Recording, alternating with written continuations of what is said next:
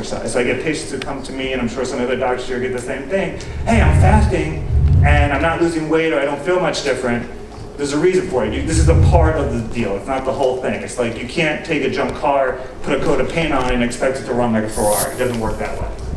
The other thing is it really depends on what your goals are as an athlete. If you are an endurance athlete, like I said, it's great. If you are a quick twitch sprint athlete, it helps, but it's not going to give you as much bang for the buck. And if you're a pro athlete trying to build muscle, it may not be great the day of your competition or your game, but it may be good during the week as part of your training regimen. The other big part is you want to become fat adapted, where you're burning fat. Your body learns how to burn fat to really get the utmost from exercising fasting. Otherwise, it's not going to work as well. Some people become fat adapted pretty quickly. I've had patients where it takes up to 3 months for them to really kind of get over the hump, where they feel a little crappy, excuse the language, and sometimes get it with the quote-unquote keto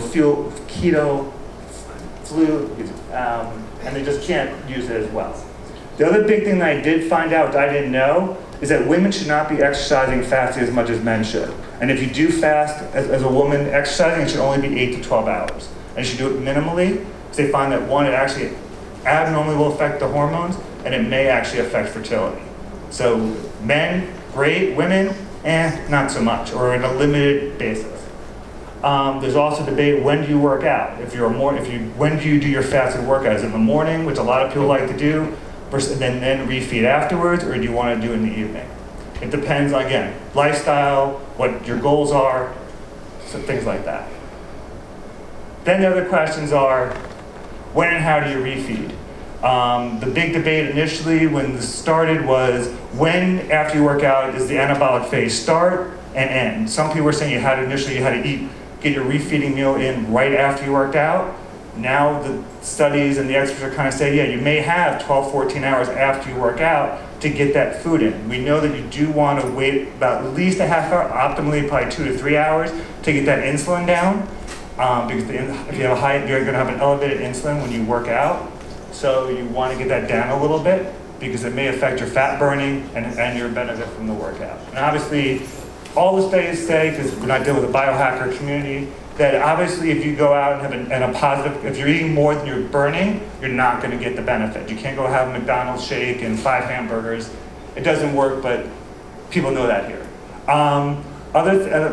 Other things we need to know, again, is initially, we had a biohacking lecture, AMPK versus mTOR. mTOR is anabolic. Now they're finding it doesn't matter as much if you're fasting versus not, that the ketones that you produce while you're fasting will not damage the muscle, it actually helps build the muscle, so that argument has kind of gone by the wayside. And then the other thing that they're now looking into is the add-ons, where it comes to debate, are you truly fasting, are you not fasting anymore? Things like taking exogenous ketones, creatine, BCAAs, and now people are now getting into the peptides, things like CJC, BPC 157, TB 500. It does maximize the workouts. Is it truly fasting workout? Not necessarily, but it will maximize what you get from your workouts.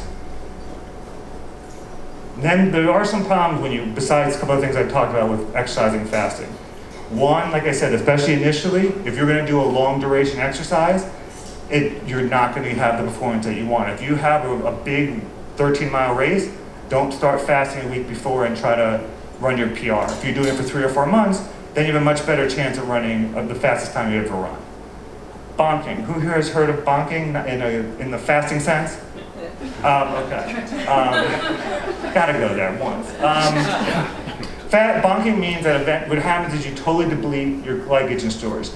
Pretty much if that happens, especially if you've been fasting, you cannot move. I'm probably going to age myself here looking at the crowd, but about 30 some odd years ago, in one of the early Ironman triathlons, a triathlete named Julie Moss was winning the race about 30 feet from finishing, bonked.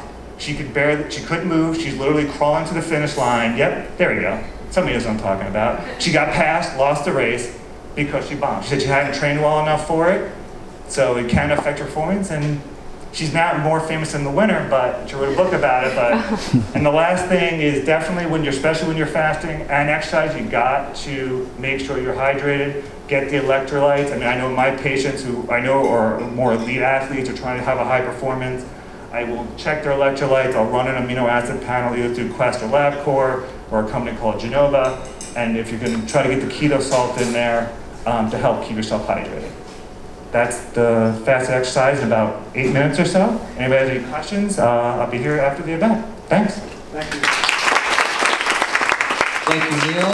That was awesome. And yeah, so how many of you have actually tried fasted exercise? Anyone? Okay, quite a number of you.